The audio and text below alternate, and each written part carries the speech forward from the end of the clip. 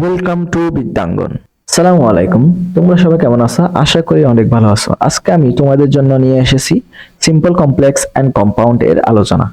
এই টপিকটার কথা শুনলে অনেকের গায়ে জ্বর চলে আসে, একদমই পড়তে চায় না। যারা এই টপিকটাকে প্রচুর ভয় করো, তোমাদের সুবিধার জন্য আমি টপিকটাকে সহজ করে উপস্থাপন করব। সো প্রথম থেকে শেষ পর্যন্ত আমার সাথে থাকো। আমি ক্লাসটি অবশ্যই একদিনে একটি ক্লাসে শেষ করতে পারবো না, সেজন্য আমি পার্ট ওয়াইজ ক্লাসগুলো নিব। চলো শুরু করা যাক। সিম্পল কমপ্লেক্স কম্পাউন্ডের আলোচনায় ফার্স্টে তোমাকে জানতে হবে সিম্পল কমপ্লেক্স কম্পাউন্ডের বৈশিষ্ট্য কি। সিম্পল সেন্টেন্স, যে সেন্টেন্সে একটি সাবজেক্ট ও একটি ফাইনাইট ভার্ব থাকবে সেটাকে আমরা সিম্পল সেন্টেন্স বলবো। যেমন I like to play football. এখানে লাইক হচ্ছে ফাইনাইট ভার্ব আর আই হচ্ছে সাবজেক্ট। ফাইনাইট ভার্ব কি? যে ভার্বটার টেন্স রয়েছে, যে ভার্বের টেন্স থাকে সেটাই হচ্ছে ফাইনাইট ভার্ব। এখানে যদি আইটাকে যদি কি হতো তাহলে আমাদের লাইকের পাশে একটা কি বসাইতে হতো? এস বসাইতে। অর্থাৎ লাইকটা হচ্ছে টেন্স অনুযায়ী সাবজেক্ট অনুযায়ী কি হচ্ছে? চেঞ্জ হচ্ছে। তার মানে লাইক হচ্ছে আমাদের ফাইনাইট ভার্ব। তাহলে যে সেন্টেন্সে একটি সাবজেক্ট এবং একটি ফাইনাইট ভার্ব থাকে সেটাকে আমরা বলবো সিম্পল সেন্টেন্স। সিম্পল সেন্টেন্স অনেক লম্বাও হতে পারে, কিন্তু শর্ত হচ্ছে একটা সাবজেক্ট থাকবে এবং একটি মাত্র কি থাকবে? ফাইনাইট ভার্ব থাকবে। দেখো এখানে কিন্তু ফ্ল্যাটও কিন্তু ভার্ব, কিন্তু এটা হচ্ছে নন ফাইনাইট ভার্ব। এটি টেন্স অনুযায়ী কোনো পরিবর্তন হবে না। কমপ্লেক্স সেন্টেন্স, যে সেন্টেন্সে একটি প্রিন্সিপাল ক্লজ একটা একাধিক সাবঅর্ডিনেট ক্লজ থাকে সেটাকে আমরা বলবো কমপ্লেক্স সেন্টেন্স।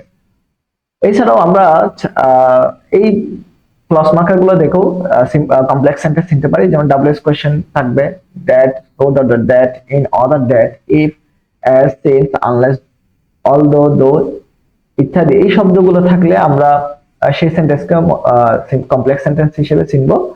যেমন দেখো for example, if you work hard you will shine in life. আমরা এখানে দেখতে পাচ্ছি ইফ রয়েছে, তার মানে এই সেন্টেন্সটা হচ্ছে একটা কমপ্লেক্স সেন্টেন্স। কমপ্লেক্স সেন্টেন্সে ইফ ইউ ওয়ার্ক হার্ড এটা হচ্ছে সাবঅর্ডিনেট ক্লজ, আর you will shine in life এটা হচ্ছে আমাদের প্রিন্সিপাল ক্লজ। অর্থাৎ তাহলে যে সেন্টেন্সে একটি সাবঅর্ডিনেট ক্লজ এবং একটি প্রিন্সিপাল ক্লজ থাকবে সেটাকে আমরা বলবো কমপ্লেক্স সেন্টেন্স। এরপর কম্পাউন্ড সেন্টেন্স, দুটি সেন্টেন্স কোঅর্ডিনেট কনজাংশন অর্থাৎ এন্ড, বাট, অর ইত্যাদি দ্বারা যুক্ত থাকলে সেটাকে আমরা বলবো কম্পাউন্ড সেন্টেন্স। যেমন I look at you and, এখানে এন্ড হচ্ছে আমাদের কোঅর্ডিনেট কনজাংশন, যেটা এই দুইটা সেন্টেন্সকে কি করেছে? যুক্ত করেছে। দুটি সেন্টেন্স যখন অর্থাৎ দুটি সেন্টেন্স যখন কোঅর্ডিনেট কনজাংশন দ্বারা যুক্ত থাকবে তখন সেটাকে আমরা বলবো কম্পাউন্ড সেন্টেন্স। আশা করি তোমরা বুঝতে পেরেছো। তাহলে সিম্পল সেন্টেন্সে কি? একটি সাবজেক্ট এবং একটি ফাইনাইট ভার্ব থাকবে। কমপ্লেক্স সেন্টেন্স হচ্ছে একটা প্রিন্সিপাল ক্লজ, একাধিক সাবঅর্ডিনেট ক্লজ থাকবে, অথবা এই ক্লজ মার্কার গুলো থাকলে আমরা সবচেয়ে সহজ হয় এই ক্লজ মার্কার গুলো মুখস্থ করে রাখলে, এই ক্লজ মার্কার গুলো দেখলে আমরা বুঝবো যে সেটা হচ্ছে কমপ্লেক্স সেন্টেন্স। আর কম্পাউন্ড সেন্টেন্সে এন্ড, অর, বাট এই তিনটা কনজাংশন বেশিরভাগ সময় ব্যবহার হয়, আরো আছে, তবে এই তিনটাই আমরা সবসময় দেখে থাকি। যখন দুইটা সেন্টেন্সকে সাব কোঅর্ডিনেট কনজাংশন দ্বারা যুক্ত থাকবে তখন সেটাকে আমরা বলবো কম্পাউন্ড সেন্টেন্স। আজকে মূলত আমি তোমাদের সাথে তিনটি রুলস নিয়ে আলোচনা করব। তিনটি রুলস এই হচ্ছে সিন্স, অ্যাজ, হোয়েন নিয়ে। দেখো রুলস 1, সিন্স, অ্যাজ, হোয়েন যুক্ত কমপ্লেক্স সেন্টেন্সে দুটি ক্লজের সাবজেক্ট একই হয় এবং শুধুমাত্র যদি মূল ভার্ব থাকে, সিম্পল করার সময় সিন্স, অ্যাজ, হোয়েন বাদ দিব, মূল ভার্ব প্রেজেন্ট ফর্মের সাথে আইএনজি প্লাস বাকি অংশ। এরপর দ্বিতীয় ক্লজের সাবজেক্টের জায়গায় আমরা প্রথম ক্লজের সাবজেক্ট বসাবো, এরপর বাকি অংশ। কম্পাউন্ডে সিন্স, অ্যাজ, হোয়েন বাদ যাবে, দুটি ক্লজের মাঝে এন্ড অথবা এন্ডস অথবা এন্ড এর পর বসাতে হবে, আর কোনো পরিবর্তন হবে না। এক্ষেত্রে আমাদের একটু খেয়াল রাখতে হবে, যেহেতু আমাদের দুটি ক্লজের সাবজেক্ট একই, সেক্ষেত্রে সাবজেক্ট এবং অক্সিলারি ভার্ব যদি একই হয়, মেইন ক্লজের সাবজেক্ট এবং অক্সিলারি ভার্ব কি দিতে হবে? বাদ দিতে হবে। চলো একটা আমরা উদাহরণ দেখি। তোমরা দেখতে পাচ্ছ কমপ্লেক্স এর লেখা রয়েছে when I went to class I meet my friends। তাহলে আমাদের রুলস অনুযায়ী সিন্স, অ্যাজ, হোয়েন রয়েছে এবং দুটি ক্লজের সাবজেক্ট একই এবং শুধুমাত্র মূল ভার্ব রয়েছে। সেক্ষেত্রে আমরা সিম্পল করার সময় কিভাবে করব? সিন্স, হোয়েন, অ্যাজ, হোয়েন বাদ যাবে, মূল ভার্বের প্রেজেন্ট ফর্মের সাথে আইন যাবে। তাহলে আমাদের মূল ভার্ব হচ্ছে ওয়েন্ট, ওয়েন্টের প্রেজেন্ট হচ্ছে গো, আমরা গো লিখবো। এরপর গো এর সাথে আইন হবে গোয়িং টু ক্লাস, আগুলো যা আসতা হুবু বসে যাবে। Going to class I meet my friends, going to class I meet my friends. এখানে আইটা হচ্ছে আমাদের প্রথম ক্লাসে সাবজেক্ট। এরপর কম্পাউন্ডে করার সময় কি করতে হবে, সিন্স এস ফাইন উঠে যাবে, দুটি ক্লজের মাঝখানে শুধু কি হবে, এন্ড অথবা এন্ড সো অথবা এন্ড দেয়ারফর হবে। তাহলে আমরা লিখি দুটি ক্লজের মাঝখানে কি হবে, এন্ড অথবা এন্ড সো অথবা এন্ড দেয়ারফর হবে। তাহলে আমরা এন্ড বসাই।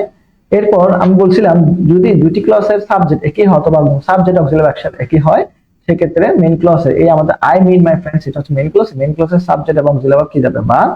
সেক্ষেত্রে আমরা এখানে আমাদের আইটা বাদ দিব। তাহলে হয় I went to class, I meet my friends. আর যেহেতু সিনসেস হয় আছে এবং শুধুমাত্র দুটি ক্লাসের সাবজেক্ট এখানে শুধুমাত্র মূল ভার্ব রয়েছে, সিম্পল করার সময় মূল ভার্বের প্রেজেন্ট ভার্বের সাথে আইএনজি হয়েছে, going to class, I meet my friends. আর কম্পাউন্ড করার সময় দুই ক্লজের মাঝখানে একটা এন্ড হয়েছে, এরপর বাকি অংশ আর কোনো পরিবর্তন হয় নাই, শুধুমাত্র মেইন ক্লজের সাবজেক্ট আমরা কি দিয়েছি, বাদ দিয়েছি। দুইটা টেস্ট দিয়েছি, যেগুলো তোমরা করবা। এরপর আমাদের রুলস টু দেখি রয়েছে, সিনসেস হয়নযুক্ত কমপ্লেক্স সেন্টেন্সে দুটি ক্লজেস কি হলে, সাবজেক্ট ভিন্ন হলে, এক্ষেত্রে তাহলে আমরা রুলস 1 শিখলাম সাবজেক্ট একই হবে। এক্ষেত্রে রুলস 2 তে আমরা দেখতে পাচ্ছি সাবজেক্ট ভিন্ন হলে সিম্পল করার সময় কি হবে, সাবজেক্ট বসে যাবে, সিনসেস হয়ন বাদ যাবে, সাবজেক্ট বসবে, এম ইজ আর ওয়াজ এর থাকলে আমরা বিইং বসাবো, হ্যাভ প্যাস হ্যাড থাকলে হ্যাভিং বসাবো, আর কোনো পরিবর্তন হবে না।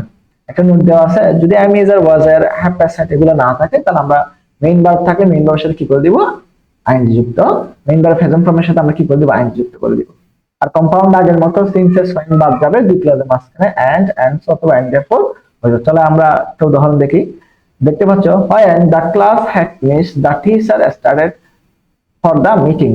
তাহলে আমাদের সিনসেস when রয়েছে, এখানে আমরা দেখতে পাচ্ছি সাবজেক্ট হচ্ছে the class, আর এখানে হচ্ছে এই ক্লাসের সাবজেক্ট হচ্ছে the teacher। তাহলে সাবজেক্ট ভিন্ন হলে আমাদের কি করতে হবে, সাবজেক্ট ভিন্ন হলে আমরা সাবজেক্ট লিখবো। এরপর হচ্ছে am is আর was এর থাকলে আমরা কি লিখবো, being have plus had থাকলে আমরা লিখবো have, আর কোনো পরিবর্তন হবে না। আমরা লিখছি দা ক্লাস হ্যাড, এখানে হ্যাভ প্যাস হ্যাড আছে, এরপর আমরা কি বসাবো, হ্যাভ প্যাস হ্যাড থাকলে হবে having. The class having finished the teacher started for the meeting. এরপর কম্পাউন্ড আরো সহজ, কম্পাউন্ড আগের মতো। কম্পাউন্ডে কি হবে, কম্পাউন্ড আমরা দেখে দেখে লিখে দিব, কম্পাউন্ডে কোনো পরিবর্তন করতে হবে না। কম্পাউন্ডে শুধু দুই ক্লজের মাঝখানে আমরা কি বসাবো, একটা এন্ড অথবা এন্ড সো অথবা এন্ড দেয়ারফর বসালে হয়ে যাবে। তো দা ক্লাস হ্যাড ফিনিশড, কমাটা তুলে দিয়ে আমরা কি বসাবো, এন্ড বসাবো, অথবা এন্ড সো যে কোনো একটা বসানো হবে। তাহলে when the class had finished the teacher started for the meeting। এটা সিম্পল করার সময় কি হবে, যেহেতু সাবজেক্ট ভিন্ন, তাহলে আমরা সাবজেক্ট থেকে লিখছি the class had এর জন্য having finished the teacher started for the meeting। আর কম্পাউন্ডে কি হবে, সিনসেস when বাদ যাবে, the class সাবজেক্ট থেকে বাকি অংশ এবং দুই ক্লজের মাঝখানে একটা কি হবে, এন্ড অথবা এন্ড সো অথবা এন্ড দেয়ারফর বসবে, এতটুকু। আরেকটা টেস্ট দিয়েছি, এটা তোমরা প্র্যাকটিস করবা। এরপর রুলস 3, সিনস বিকজ যুক্ত কমপ্লেক্স সেন্টেন্সে দুটি ক্লজের সাবজেক্ট কি হয় এবং তা দ্বারা যদি কি বোঝায়, কারণ বোঝায়, এখানে কিন্তু কারণ বোঝায়, সেক্ষেত্রে সিম্পল করার সময় কি হবে, সিনস বিকজ এর পরিবর্তে আমরা বিকজ অফ, ডিউ টু অথবা ওয়িং টু অথবা অন অ্যাকাউন্ট, চারটার মধ্যে যে কোনো একটা বসাইলেই হবে। আর এরপর হচ্ছে সাবজেক্টের কি বসাইতে হবে, পজিটিভ ফর্ম বসাইতে হবে। তারপর আমাদের am is আর was থাকলে আমরা being বসাবো, have passed থাকলে having বসাবো, আর কোনো পরিবর্তন হবে না, যা আছে তা হুবহু বসে যাবে। আর আগের মতো রুলস 2 এর মতো am is R was R have passed এগুলো যদি না থাকে, আমরা মূল ভার্বের প্রেজেন্ট ফর্মের সাথে কি করে দেব, ing যুক্ত করে দেব। তাহলে সিনসেস ফাইন উঠে যাবে, দুটি ক্লজের মাঝখানে and অথবা and so অথবা and দেয়ারফর বসবে।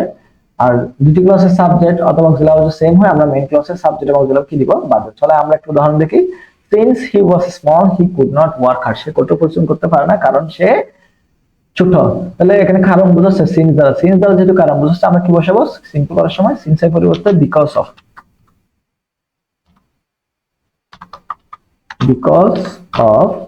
এরপর হচ্ছে সাবজেক্টে কি বসাইতে হবে, positive form, here positive form হচ্ছে হিজ। এরপর হচ্ছে am is আর was এর জন্য আমরা বসাবো being small he could not work hard। আমরা দেখে দেখে লিখে দিব, কোনো পরিবর্তন হবে না। সিন্স এর পরিবর্তে আমরা বিকজ অফ বসালাম, সাবজেক্টের পজিটিভ ফর্ম হিজ বসালাম, was এর পরিবর্তে being বসালাম। তাহলে because of his being small he could not work hard। এবার কম্পাউন্ডে কি হবে, কম্পাউন্ড একদম সহজ, সিনসেস when বাদ যাবে, দুই ক্লজের মাঝখানে কি হবে, and অথবা and so বসবে। তাহলে আমরা লিখি, he হি ওয়াজ স্মল, আমরা দুই ক্লজের মাঝখানে এন্ড অথবা এন্ড সো যে কোনো একটা বসাইলে হবে। যেহেতু আমাদের দুটি ক্লজের সাবজেক্ট সেম, আমরা এখানে হিটা বাদ দিব, তাহলে he was small and could not work hard. একটা টেস্ট দিয়েছি, তোমরা এটা করবা। এই ছিল মূলত তোমাদের জন্য আজকের ট্রান্সফরমেশন অফ সেন্টেন্সের সিম্পল কমপ্লেক্স কম্পাউন্ডের পার্ট 1। আমি ধারাবাহিকভাবে পরবর্তী পার্টগুলো নিয়ে আলোচনা করব। আমার সঙ্গে থেকো। তোমরা যারা এই ভিডিওর পরবর্তী পার্টগুলো পেতে চাও, ভাবছো যে ইংলিশের নতুন নতুন টপিকগুলো কেমন হয়, তাহলে সাবস্ক্রাইব করে আমার সঙ্গে থেকো। আর যারা সাবস্ক্রাইব করে ফেলেছো, থ্যাংক ইউ সো মাচ।